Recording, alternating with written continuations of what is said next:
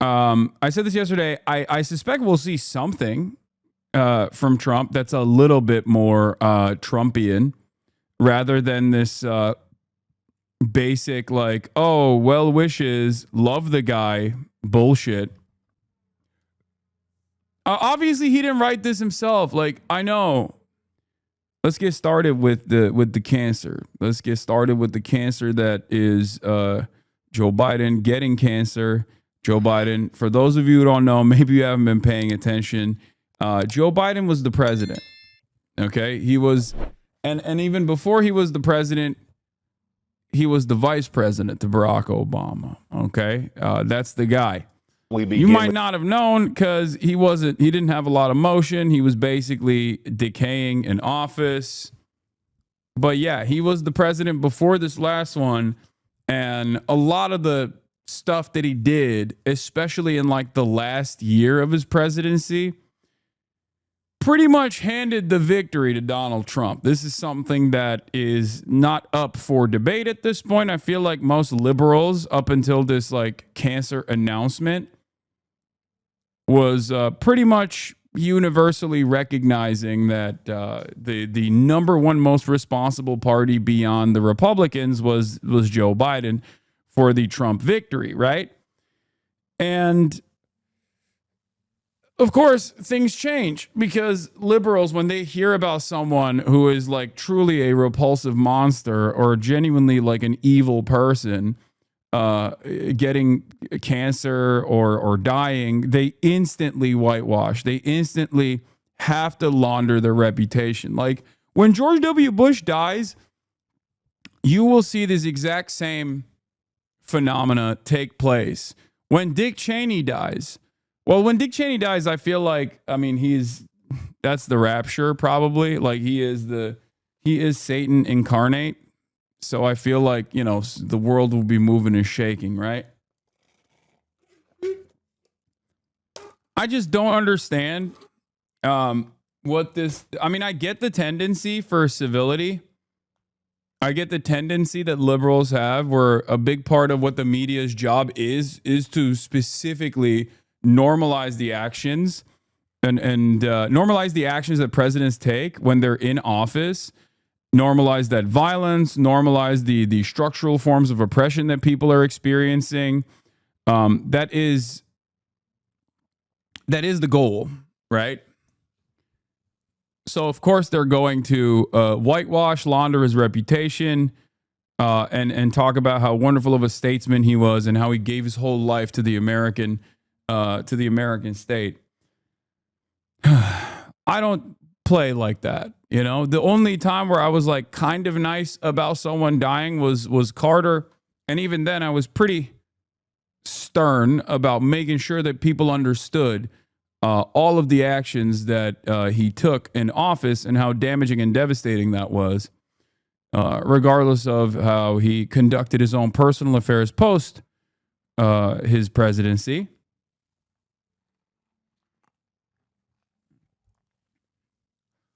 But Joe Brandon has cancer. He has prostate cancer, and it's like pretty severe for his age, it seems.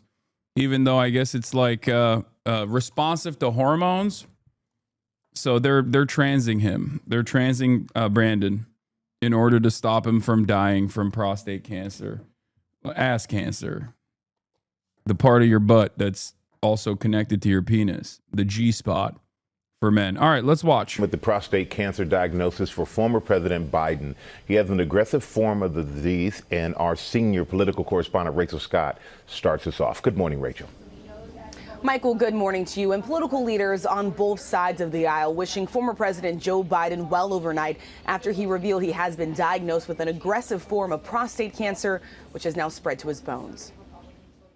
Former President Joe Biden announcing he has been diagnosed with an aggressive form of prostate cancer. In a statement, his office announcing Biden was seen last week for a new finding of a prostate nodule after experiencing increasing urinary symptoms. On Friday, he was diagnosed with prostate Let's continue with Brandon. Cancer, which has spread to his bones. The cancer characterized with a Gleason score of 9, which medical experts say indicates the cancer cells are likely to grow and spread rapidly. His office noting while this represents a more aggressive form of the disease, Thank you, the cancer Fizz appears and to be Sloppy hormone Cobbler. sensitive, which allows for effective management.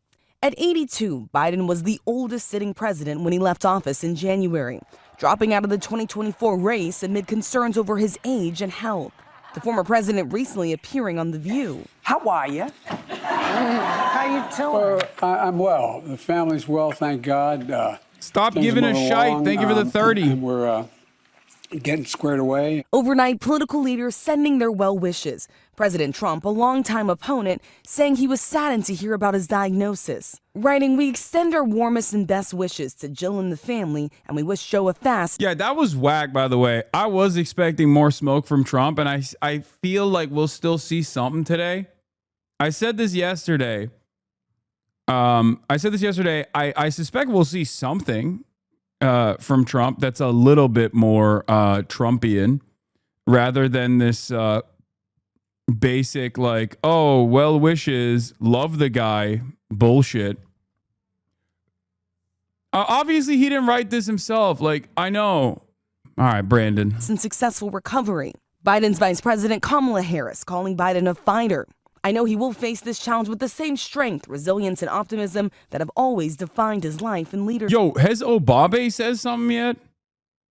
Because Obama was one of the last. Like, I don't know if he, I mean, I'm sure he has at this point, right? He must have. No? Yes? Wait. He must have said something on Twitter. I think he might have literally been the last person to say something about it. Out of all the major figures that have been in his life, Obama was noticeably absent from the conversation until later in the day. 5 p.m. Okay, 4:56 p.m. Not too bad. He didn't immediately lock down a post. He says skill issue on Twitter. Yeah, he waited till end of the day. Michelle and I are thinking of the entire Biden family. Nobody's done more to find breakthrough treatments for cancer in all its forms than Joe. Why are they acting like Joe Biden literally was in the lab cooking up new forms of cancer treatment? I don't understand. What is this like when did this happen? He's the president, dude. He wasn't in the fucking lab going, "All right, Jack, how do we fix this cancer? What are we doing?" Where is this coming from? Is it because he said that he wants to find a cure for cancer? Because I remember when he said, "I want to find a cure for cancer," everybody was laughing because they were like, "Oh, classic. Like, that's his pie in the sky bullshit thing that he says he's going to do. Every president has one."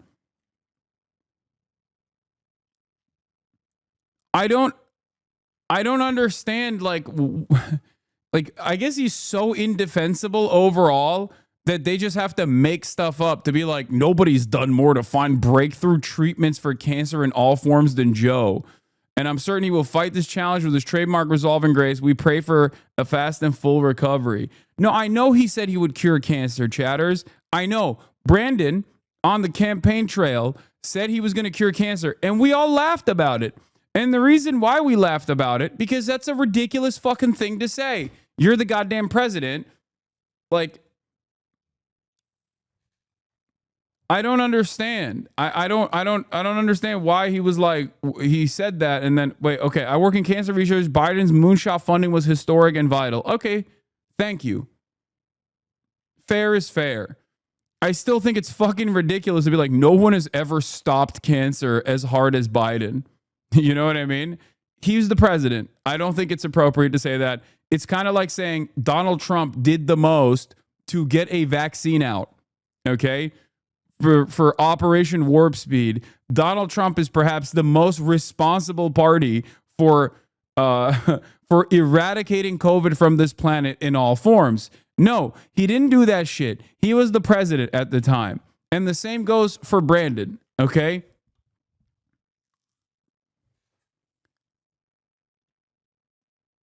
Or like Elon made the rockets. Yes. Now I feel bad. No, don't feel bad. What are you talking about? What cancer the Cuba cure? Lung cancer.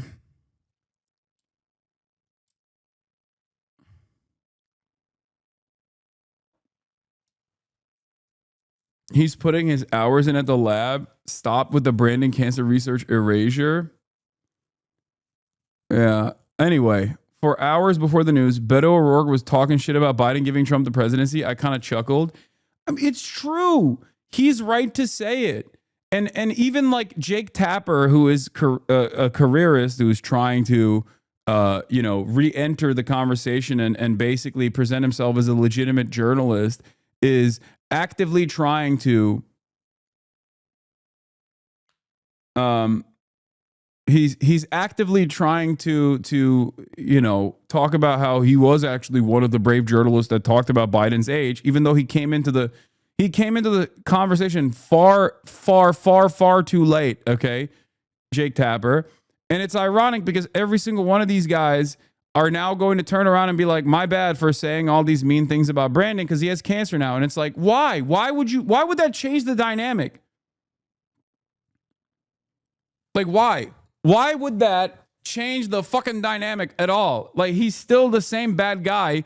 He's still absolutely the guy who was defended by mainstream media figures, defended by the party, regardless of his mental acuity, his mental deterioration that was like something that you can experience. It was very visible. It was in broad daylight. Anyone that tries to fucking shelter you from that truth is lying. And not only that, but he also was a major ultra-Zionist who allowed Israel to do most of this death and destruction. And he loved it so much. He loved Israel killing children so much that not only did he lie about it, like not only did he lie about why Israel must kill children because Hamas is decapitating children or whatever, all these other like insane things that he said that his own team would have to go back to the media and be like, he never saw those photos. I don't know where he's coming from. But also on top of that, he loved it so much that he lost the fucking election. He is the second most responsible party for the Trump victory beyond Donald Trump. He is more responsible than even fucking Kamala Harris is. Okay? This, I thought, was well established. All of a sudden, we're supposed to throw this out. But the news of Biden's cancer diagnosis has prompted some top Dems to call for conversation about the former president's cognitive abilities to seize. Personally, I don't think the fact that Biden is even in worse shape than we knew should cause us to call off the reckoning. This is what I mean. It's like liberals are going to, once again, actively try to pull back on the criticisms of Biden because he has cancer shit. But he was the president. And not only was he the president, but he did a lot of evil when he was the president, as most presidents do. But some of that evil and selfishness led to an even more evil and more selfish fascist leadership to take power. So no, I'm sorry. I actually do think Donald Trump is a fascist. A lot of people that say that are faking it. Okay? That's it.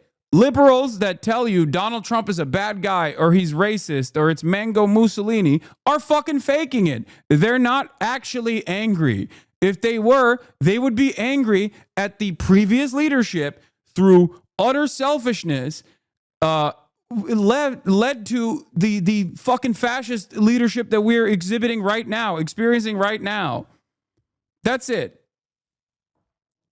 Conversations about Biden's mental should be muted and set aside for now. Is he struggling through this? No, I don't think it should be. I think, for the record, I think, and Beto O'Rourke is correct about this. Okay. He's right. He's cooking here on the Pod Johns.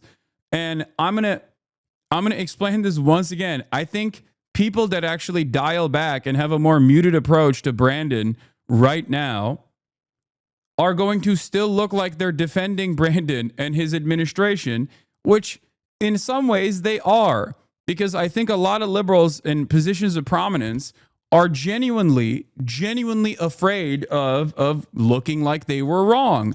And instead of recognizing that they were wrong and that they were duped and that they participated in this like secret cover up of the president whose brain was melting in broad daylight, instead of openly saying like, yeah, this was fucked up, this is a major fucking cause for distrust amongst the American population, we're not going to do that again. They're like, yeah, I still think we should not criticize Biden. I mean, he has prostate cancer. He's 90 years old. He fucked up the country already, and he's 90.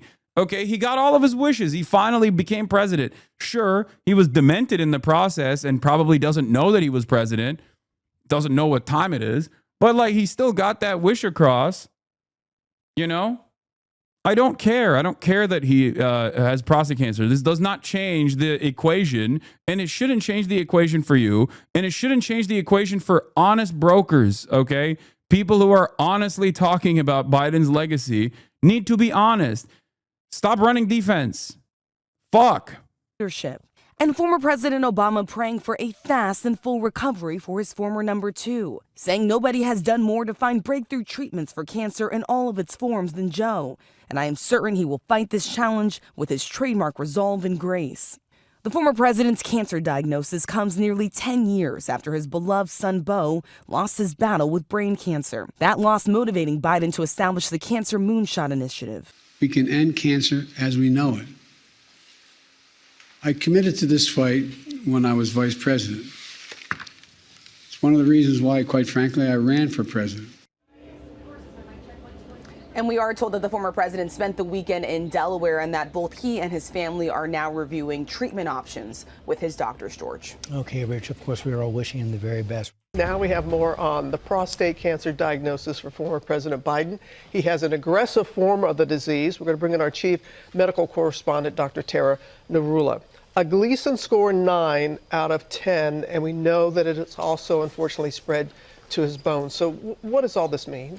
Exactly. Well, when you have any type of cancer, we want to know how likely is it to grow and spread. With prostate cancer, we use something called a Gleason score. That means doctors take a biopsy of the prostate. They look at it under the microscope. They take 2 of the largest samples and they look at the cells. If the cells are more normal, they get a number 1. If they're more abnormal, number 5. We add up the numbers from those 2 samples. So let's say one sample is a 3 and one sample is a 4. The Gleason score would be a 7, right? In general, the Gleason score ranges from 6 to 10, with 10 obviously being the worst or most aggressive. His score was a 9. So definitely tells us a more aggressive cancer, more challenging prognosis, more likely to spread. And as you said, we heard it did in fact spread to the bones. We know that that is a place where prostate cancer usually spreads. That means it is a stage 4B. Like, call me ridiculous, okay? Call me an idealist if you want. But I don't think this is like, I don't think the American presidency is like Make-A-Wish shit. You know what I mean? Like, I don't think that we should be treating this as simultaneously the most powerful position on the fucking planet, but also like something that a guy just kind of deserves and should get. And we shouldn't actually criticize this immense power and how this immense power was wielded by a dude whose brain was fucking melting. You know? How silly of me.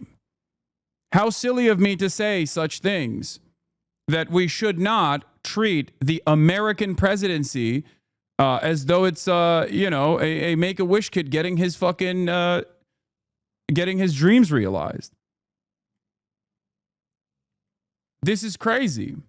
This is before we even talk about the genocide. You know what I mean? This is before we talk about like what he did in his last year in office. It was completely psychotic. Even like before October 6th, there's plenty of stuff that you can criticize the Brandon regime. October 6th is the date that I use specifically, and not October 7th, because October 6th is ironically when he revealed his like insane anti-immigrant plan. Like that was their big effort to win back voters, was to just basically try to get ahead of all of the anti-immigration, the wave of like white nativist anti-immigration sentiments that were coming from the Republican Party by saying, we're the real border party. And then Kamala endorsed everything as well. So obviously she's also responsible for this defeat. But like, it blows my mind that we're just going to forget that, all of that. Why? Because he has cancer. Come on, let the little guy rest. Like, get the fuck out of here. Usually that means it is not curable. It is treatable. In general, we think about prostate cancer as being slow growing and usually having a good 5-year survival, 99%. When it is spread to distant sites, then that 5-year survival drops to about 37%. Also, the other part of this that I don't understand, and this is a good question, is how the fuck does this guy not have a doctor prod his asshole with regular frequency? He's 90 years old. Okay. That's like, once you're 45, I feel like that's basic physical shit, you know? You get a physical once a year as a normie, not the president. A doctor's going to shove his finger in your ass, okay?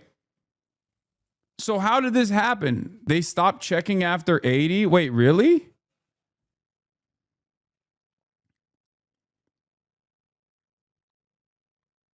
Apparently they stop after 70? Wait, why? They're just like, yeah, if it happens, you're going to die anyway? Is that what it is?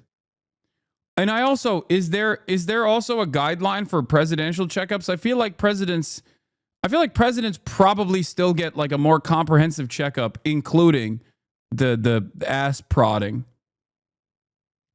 I believe after 80, there's almost 100% men get prostate cancer.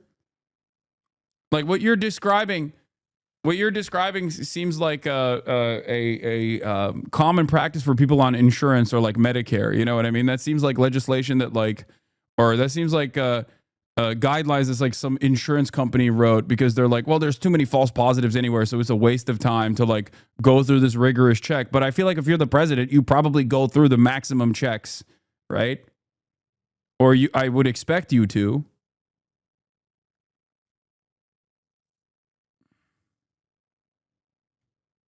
You don't discover stage 4 prostate cancer that is metastasized to the bone. He was actively campaigning with his diagnosis 100%. It can be detected in routine blood draw checks. Benign prostate hyperplasia, and we can't biopsy everyone.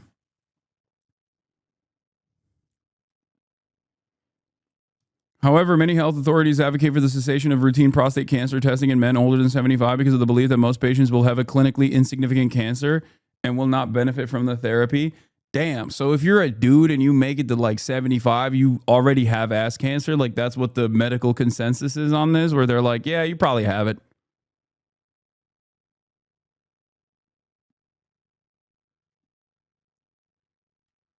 That is terrifying to think of. Holy shit. If only Brandon actually eliminated cancer when he was president, like he said he was going to do, then, you know, I wouldn't be so concerned. All right, let's continue. In a statement released by the former president's office, it notes that he's considering hormone treatment. So how does that work, and what did that tell you? So when we talk about hormones for this, we're talking about androgen deprivation therapy. That means depriving the body of testosterone or androgens, which we know is a fuel for prostate cancer cells. So by either blocking the production of testosterone or the ability of testosterone to reach the cells, you're hopefully slowing the growth. So we know that with prostate cancer of this stage, we usually use hormone therapy to basically improve quality of life, maybe give somebody more years. Of course, hormone therapy also comes with its own side effects. Former president's 82. Actually, yeah. So age obviously factors into everything. We see prostate cancer usually rise with increase in age. It's the average age of diagnosis is 68. But certainly when you look at factoring in what are we going to treat this person with, you look at age, their health status, their quality of life that they want, their life expectancy, all of that factors into the treatment plan. Well, we are all wishing him the best. Yes, without a doubt. All right, Doc, thank you so much for that. Joe Biden has been diagnosed with an aggressive...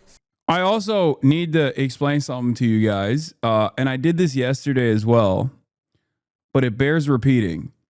In 2019, we knew that Joe Biden's health had diminished. We knew that Joe Biden's mental faculties had diminished. When I say we, I mean myself. I talked about this quite extensively. I wrote about this extensively in 2019. I wrote about it in 2020. I talked about it in the primaries where I said he's going to be a one-term president. It's crazy that like we're just kind of dropping the incumbent advantage for the upcoming election, even if he was to become the candidate, right? And there were a lot of people at the time, there were a lot of like ball knowers, a lot of politics understanders that were yelling at me for being fucking ageist and all this stuff. And it was obvious back then. So one must ask the question once again, why did this happen? Why did this happen? Why was Biden presented as the only alternative that can defeat Donald Trump from both mainstream media outlets like MSNBC, CNN, and numerous others at a time when it was, incredibly important for the liberals to get together and rally around one candidate that would truly defeat Donald Trump? Why? Why was that the case? Why was it Biden? Well, the reason why it was Biden, the reason why it was considered to be Biden in 2020, I'm talking about, by the way, I'm not even talking about the last time. Okay. I'm talking about 2020. The reason why it was Biden was because he was the establishment pick that they thought was the one that could unite the base. Okay. Against, not Trump, against Bernie Sanders in the primaries. And if you recall, and this is something that I covered extensively at the time, you can go back and watch my VODs on this. You can go back and watch my videos on this. Basically, Biden was a non-entity in the primaries. He was not doing well at all until Jim Clyburn in South Carolina gave Biden a predictable victory. And in the aftermath of the South Carolina primaries, in that incredibly predictable victory, the media basically spun a 2 or 3 day nonstop media cycle that amounted to, at the time, I think they calculated this, it was like multiple billions of dollars of organic advertising for Biden, talking about how incredible this upset was and that he is truly the guy, and that because black people in South Carolina voted for Biden, that he must be the candidate. And if you don't like Biden, then you're probably racist, that you probably hate black people because black people in South Carolina in the primaries voted for Biden. That was the meta. That was the conversation that was impossible to avoid. And in that process, over the course of that 3 day news cycle leading into Super Tuesday, Biden got effectively carried into major victories in states on Super Tuesday that he had not even been to, that he had no campaign offices in. He won that shit. That's it. And meanwhile, cynically, they even moved South Carolina to the first point. Aides at both the White House and the DNC admit that the main motivation to move South Carolina first was helping Joe Biden, not uplifting black voters. They openly admit that. It is an incredibly, incredibly cynical move from the campaign. South Carolina is utterly dominated by machine politics. Like the South Carolina Democratic Party, the South Carolina Democratic Party is completely controlled by machine politics, okay? Church groups and the Democratic Party and Jim Clyburn run the show there, okay? If Jim Clyburn was a major advocate for Bernie would do gangbusters numbers over there. If they were using the same church groups and the same organizing tools that the Democratic Party machine uses in South Carolina to push for Bernie Sanders, everyone would vote for Bernie Sanders. Okay, straight up. That's it. Get mad at me all day, every day if you want. It doesn't matter. Older voters are very malleable. Black, white, doesn't matter. Okay, boomer voters are endlessly persuadable.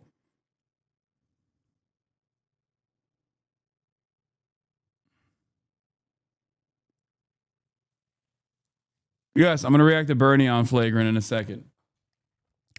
Why am I talking about all of this? For two reasons. One, the Democratic Party cynically weaponizes identity politics in this way in an effort to put forward establishment candidates. Sometimes they'll even erode the chances of black or brown young candidates in an effort to maintain loyalty to their establishment pick. It does not matter. They will always do this. Okay? Moving the primary, the first primary to South Carolina is a way to galvanize this, is a way to solidify this, okay? And they did it cynically. They did it, and this is an admission for it. The members of Biden's staff weren't the ones comfortable with abandoning Democratic norms. The former president enjoyed the support of the Democratic Party, which at his behest blew up the old primary schedule, putting South Carolina in the first slot. The ostensible justification was anti-racism and elevating voters of color in a heavily black state. According to Tapper and Thompson, aides at both the White House and the Democratic National Committee admitted that the main motivation was helping Joe Biden, not uplifting black voters. South Carolina was a strong state for Biden, and the thinking seemed to be that a steady performance there might put primary challenges to bed early. In other words, the DNC appeared to try its level best to tip the process in favor of re-electing a man who a majority of the public thought could not do the job. At this point, it had been 2 years. At this point, it had been 2 years since numerous polls had come out that stated that 75% of Democratic Party voters wanted someone else. They did not want Joe Biden to be the candidate. They did not want Joe Biden to run for re-election. In 2022, post midterms, the Democrats were saying, we want someone else. This guy is old. Okay. Now, going back to 2020, though, the reason why I brought this up is because, to show you how cynical the Democrats are. And here's Ested's commentary on this, by the way. I think it's good. Once again, I'll say it. A huge reason this worked at a time is lack of diversity in media. Dems spent last several years repeatedly using race and identity as a shield and relying on the fact media that relied its blind spots to ensure lack of accountability. Yeah. The media's blind spots on the issue of race and a lack of interest in like intersectional politics created an opportunity for them to cynically deploy black people as a shield or as a weapon to wield from time to time to suit the interests of whatever the establishment candidate was. And they keep doing it. They still do it. They'd roll out an individual validator, pretend it spoke for everyone, and it wouldn't be properly interrogated. The South Carolina switch was obviously performative politics, but you have to know/care enough about black communities and its voters to push them. Too many don't. Ironically enough, did Joe Biden really move South Carolina to the front of the primary calendar because of black representation, or was it a cover for the establishment to protect the vulnerable president outside the view of voters? This was all the way back in April 13th, 2023. Here is Ested's coverage on it. Of course, I said, while this journey was the week-long stint where they suspected black men might not vote Democrat by the same margins they did last time, insane media week, maybe the worst week of my professional life, 5 TV requests a day, but they're all like, so why do black men hate Kamala Harris? It's so ridiculous. And it also, once again, showcases the utter lack of interest from Democrats and also the media vehicles that they use in truly addressing some of these problems. They just only care about it from the perspective. They only care about it from the fucking perspective of like, can we use this to beef up our support for a dying candidate? But again, I will go back to the 2020 primaries. Why was it that in the 2020 primaries, okay, black men hating Kamala was just not factually true? I know. You know who was saying that? My fucking Caucasian ass was saying that. I kept repeating that over and over again. I kept saying a lot of people are misunderstanding the fucking polls. They're stupid. And they think that like black men are not in favor of Kamala Harris. This must be a crisis of misogyny amongst black men. This is fucking bullshit. It's bullshit. The problem always has been and will continue to be white people by wide swaths of the public. And that also the idea that you don't have any ownership over black and brown people anyway in the Democratic Party, especially when you don't actually do anything for them. Do you understand? You have to serve the people. You have to, win their votes. That's crazy. Republicans do try to win their votes. I keep going back to this. Why in the 2020 primaries did they want Biden? Why did they push this old man who obviously was falling out of favor and was his brain capacity had clearly diminished? Why did they rally around him? Here's why. Let's assume, and I've asked other candidates this kind of question, veto question. Let's flash forward. Your president, Bernie Sanders, is still active in the Senate. He manages to get Medicare for All through the Senate in some compromise version, the Elizabeth Warren version or other version. Nancy Pelosi gets a version of it through the House of Representatives. It comes to your desk. Do you veto it? I would veto anything that delays providing the security and the certainty of health care being available now. That's why. Because Bernie Sanders was a threat. Now, would he have been able to actually swing America in the direction of social democracy? Would he have been able to successfully push for more social safety nets? I don't know. But it was enough of a fear from those with moneyed interests, those who have power both in the party and also all of the interest groups and the lobbying groups and the corporations that dominate the Democratic Party. That was such a major problem that they were willing to plant a fucking dying fool who's clearly lost his touch in broad daylight. And they forced everyone to rally around. Obama forced everyone to rally around Joe Biden. It was known. It was known that his brain wasn't working as well as it once did. Okay, Biden was a retail politician susceptible to gaffes. Okay, but those gaffes sometimes made him look more human. But he was a fantastic retail politician. He was Mr. Baby Kisser. Okay. He did that shit. That was his main role. That was his role in the Obama administration, the kind of racist white guy that will silence the masses that are terrified of a black president who they thought was Muslim. Okay? But obviously, come 2020, like his mental capacity was diminished. I showed you differences between his speeches in like 2016 versus 2019. It was noticeable. And I think a lot of these people noticed it, but they were so terrified of Bernie Sanders and the moderate, marginal changes that Bernie Sanders was advocating for, like an expansion of the welfare state, or at least like clawing back some of the things that Trump had undermined in the prior administration. They were so afraid of that they went crazy. And they pushed for Biden. Make no mistake. And of course, Biden's administration was filled with false promises that he ran on that he never actually followed through on. There is at this point a lot of whitewashing and laundering of the reputation of Joe Biden that's taken place in broad daylight. I will not stand down. I think the goal here is for mainstream media to make you think that like he wasn't all that bad and that everyone's being a little crazy about it. And it's a way to actually launder their own credibility as well, to say, on the one hand, we kind of knew that he was old, but he was like really sheltered from the public. But also on the other hand, don't think too much about it, because then it's really fucked up. If you think too much about Biden's diminished mental faculties and how we actually ran cover for it, then, you're going to start being skeptical of the narratives that we present.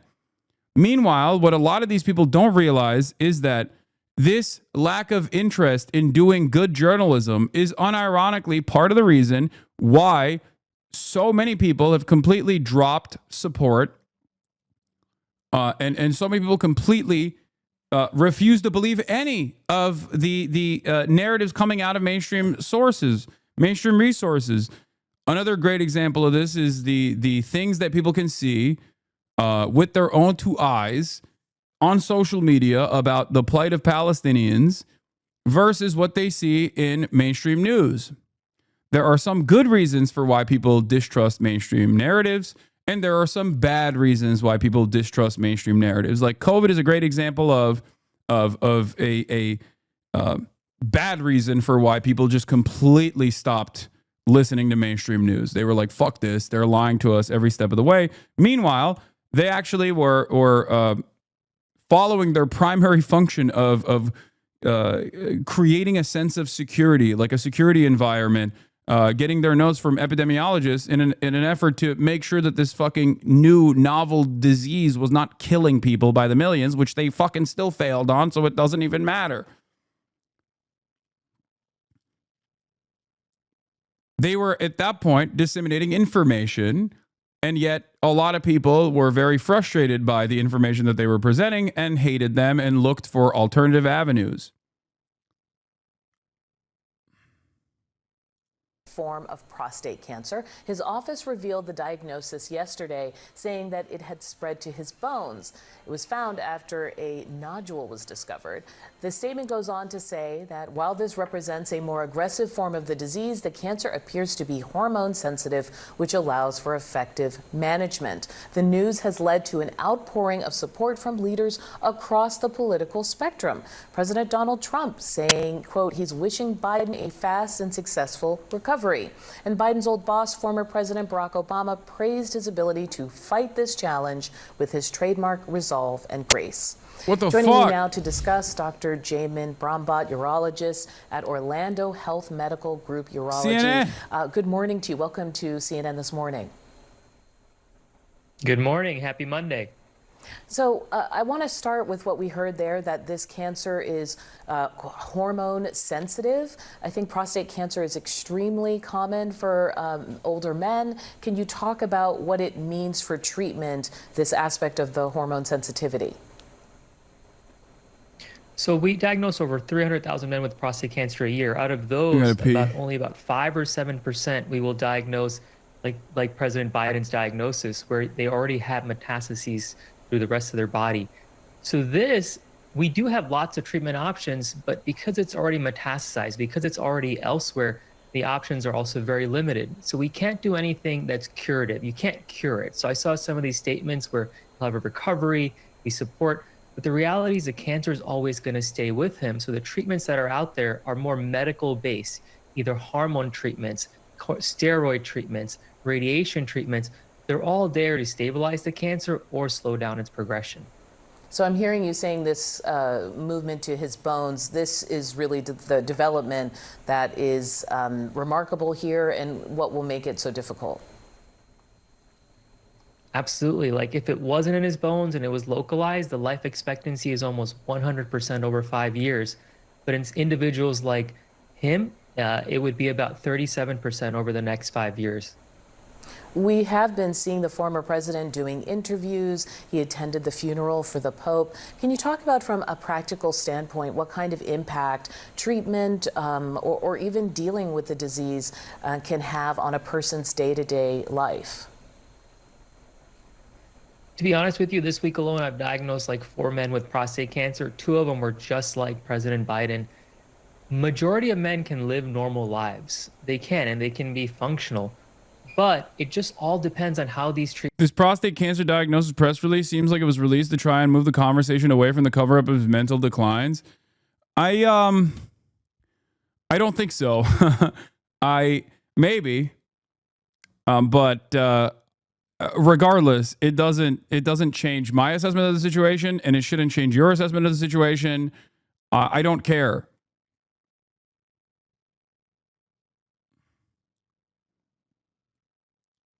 Like, I think that no matter what, whether he had cancer or not, I mean, I said this like during the election season, where I was like, he's most likely going to fucking die after he leaves office. And yes, of course, people predictably have rushed to defend him and defend his legacy when he certainly does not deserve any sort of defense over his legacy. And he deserves scrutiny over his legacy. But of course, the media will never do that. Treatments are doing and how the body's reacting to them. So these treatments are great. They can definitely control the cancer, but they're also... Bro, you're a fucking joke, bitching about this old-ass loser as Donnie Deathcamp is tearing everything down around us. Good call. Good to see your priorities straight. Yes. In the process of like what is the main story that's like dominating the news cycle, as someone whose primary focus is to engage in critical media analysis, I'm going to obviously counter a lot of the overwhelming sea of support messages coming from mainstream media. And I'm also going to explain to you why they're doing this and why I think it's silly. If you have an issue with that, I don't know, you can go watch CNN directly. Now, having said that, a big part of my commentary and my criticism here with Biden's legacy is that his legacy is Donald Trump becoming president again. So if you hate the fact that Donnie Deathcamp is the president, okay, as do I, and I think you know I hate that, You should understand how the media's cover up over Biden's mental decline, and even the fact that they propped him up when they knew his brain was already pudding, tapioca pudding, all the way back in 2019, is perhaps an important conversation to have. Don't you understand? Do you feel like this is an unimportant conversation that's taking place right now? The Democrats abdicating their duty of being the counterbalance towards growing fascism in this country. Don't you think that that's important to talk about?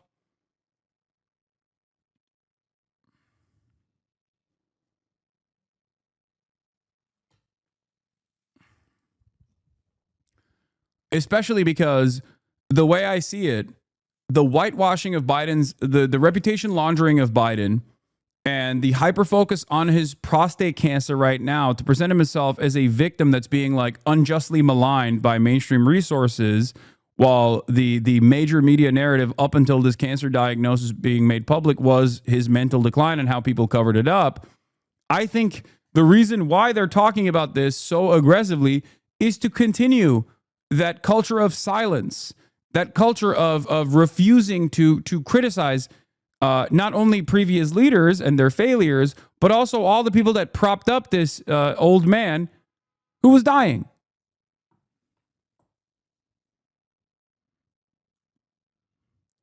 So one must investigate why you actually have an issue with this. And I suspect part of the reason why you have an issue with this is because you think he is an old man who I'm unjustly yelling at.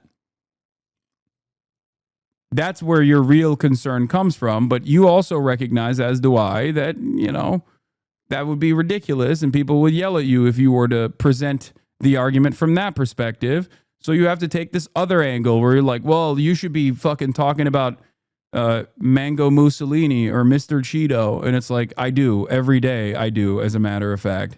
Even when I'm talking about Biden, I'm covering this from the perspective of like how Biden's inability to cope with the reality around him and his selfishness to hold on to this office, or even his selfishness in terms of like running for office to begin with, led to Donald Trump's second victory.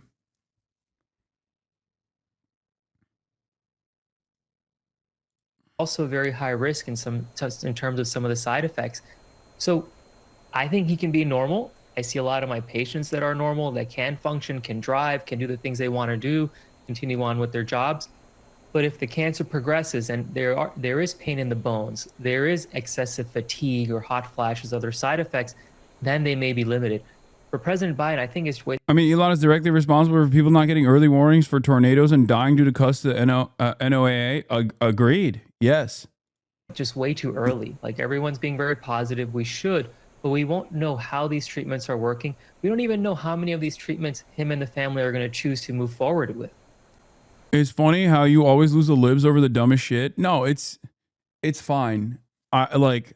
There are lines in the sand that I draw, okay? Obviously, I gear my commentary towards like as broad an audience as possible, but when something is directly at odds with the way I see the world, like I'm going to let it be known.